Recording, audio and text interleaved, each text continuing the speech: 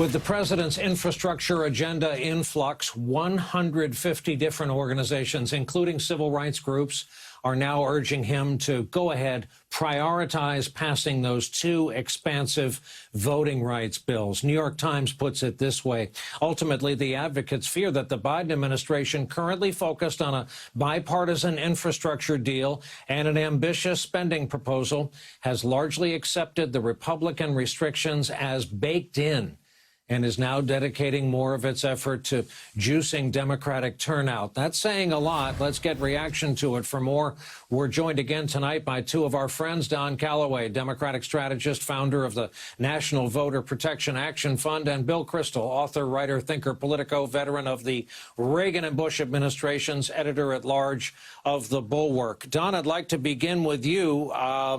You put it one way, a pandemic that won't stop, infrastructure stagnation, voting rights getting taken away in broad daylight out loud. It would be enough to worry a Democrat. How worried are you? I'm pretty worried because the reality of the matter is that even if we were to pass the For the People Act and the John Lewis Act, we have a serious problem when it comes to implementation and budgeting, because all of these things have to make their way through various state, local, and county election authorities. People need to learn how to implement the new rules in time for the fall summer, fall, and November 2022 election season. So I'm very worried, if only from a practical standpoint. But from the political standpoint, electorally in Washington, D.C., I'm particularly worried, because it looks like Democrats are going through our biannual ritual of finding every way we can to snatch defeat from the jaws of victory. There's nothing that I've seen in the National Democratic Caucus, and of course I'm not privy to all the conversations that Chuck Schumer and Leader Pelosi are having behind the scenes, but there's nothing I've seen that suggests that there is an innovative way to corral the Democratic Senate caucus to be all on the same page. We've heard some encouraging messages from Joe Manchin. I believe that the Texas House Democrats had a positive impact on his psyche over the course of the last 2 weeks, but we have still not yet heard that definitive statement that shows that we are ready to use the actual power that we have, but at least while we have it for the next year and a half. So I'm concerned. Never miss an opportunity to miss an opportunity. Hey, Bill, let's push our focus to Tuesday and the first hearing of the 1-6 committee. Here's how the AP puts it regarding one of the more famous members of that committee. Behind closed doors, those involved in the committee's work see in Liz Cheney a serious and constructive member, hardly a Republican figurehead, but a determined partner to what she has said must be a sober investigation. AP will forgive me for saying that's a bit of a duh, I think, Bill. She's obviously a consequential person, and of all the committee members chosen, could end up being among the dominant drivers of the conversation, the questioning, the investigation. I think that's right. And I think actually Nancy Pelosi is going to be vindicated for not accepting the Republican nominees, not accepting at least two of them, and then McCarthy withdrew the other three. And I guess they'll end up without any others. Maybe Adam Kinzinger will be asked to join by the Speaker. They will have a serious investigation. That's a capable group. The Republicans will complain until they're blue in the face that it's partisan. At the end of the day, the testimony will be the testimony under oath, the depositions, the report. And we'll learn, I think, more about what happened on January 6th, what happened in the run-up to January 6th in the White House, in the Defense Department, in the Justice Department.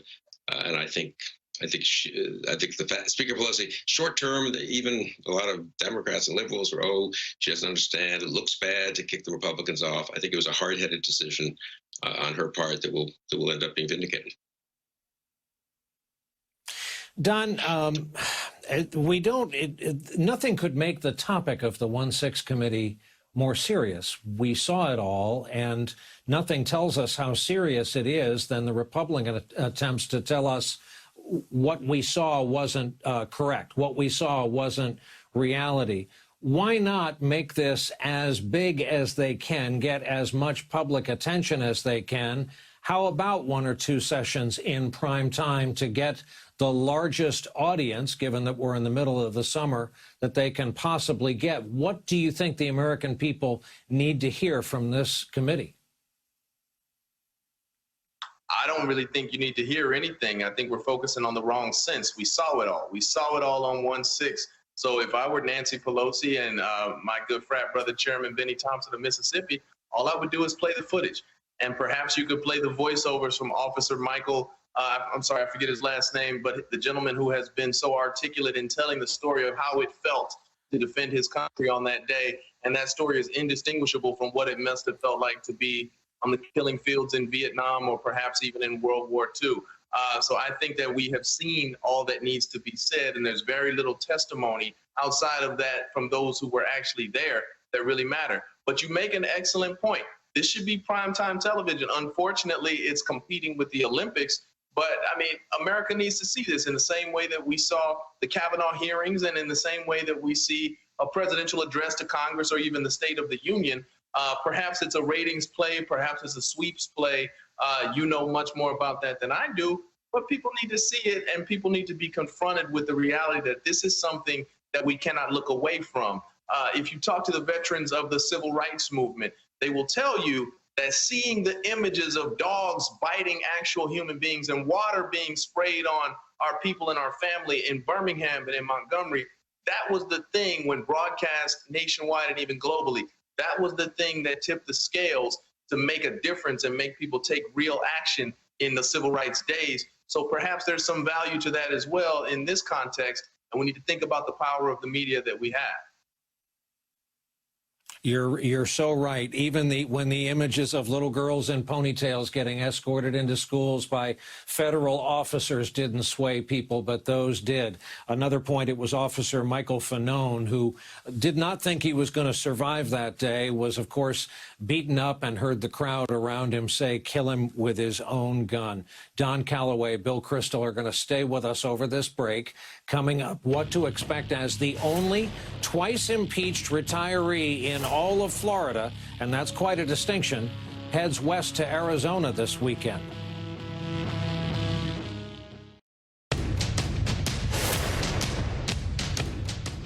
Tomorrow, that twice impeached former president scheduled to appear in Phoenix for an event called the, quote, Rally to Protect Our Elections. Donald Trump has yet to announce an official decision on running in 2024, but author Michael Wolff says he is sure Trump will run. Wolff writes this in the New York Times, quote, it is an existential predicament. He can't be Donald Trump without a claim on the presidency. He can't hold the attention and devotion of the Republican Party if he is not both once and future king. And why would he ever give that up? Still with us are our guests, Don Calloway and Bill Kristol. Bill, right to you. Is Michael Wolff right, you think? Yeah, probably. I mean, nothing is certain, and two years is a long way away.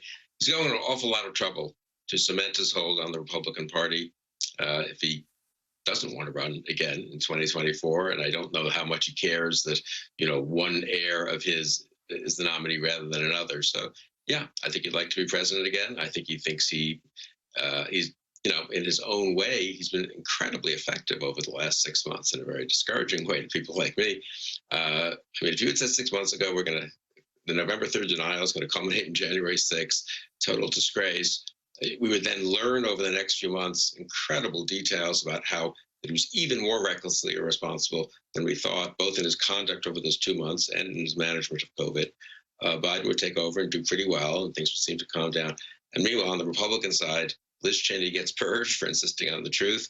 The kowtowing to Trump gets more and more extreme, not less. We'll see what happens in Republican primaries. But for now, he looks strong. So, yeah, I think Trump plans to run for president in 2024. Don, it's been remarkable to watch Republicans become the party of vaccines over the last, let's say, 48 to 72 hours. I want to play for you some of the angry reaction from one James Carville on this broadcast last night. It's been available for 7 months. 7 months after the Republican doctors finally say, hey, we need to take this. I mean, this is ridiculous. People are now having to disrupt social schedules. They're having to move plans around. They're going to start closing things again, all because these dolts wait until 7 months after the vaccine is rolled out to get religion and say, hey, it might be a good idea if you took this. Don, the conventional wisdom is either they saw some hellacious polling or they actually realized this was starting to kill people in almost exclusively red state areas. Maybe it's a bit of both. Two things can be true at the same time. I've had some great conversations with my family in Alabama and throughout the South over the course of the last week. And, you know, I'm a lot more sympathetic to vaccine hesitators than I was perhaps even the last time that you, me, and Bill met. I think that we've made a mistake in this country by casting the face of those who are reluctant to take the vaccine as toothless rednecks. I think that because of a history of distrust in the medical system and because of a history of distrust in the government, I think that people are reasonable for being hesitant and being reluctant to take a vaccine that was developed with this speed. I happen to trust science. I happen to trust the medical experts of the day, but there's a very real history of medical malfeasance, particularly against particular communities, that we need to meet people where they are. Now, if you don't take the vaccine, you need to decide to social distance and continue to quarantine.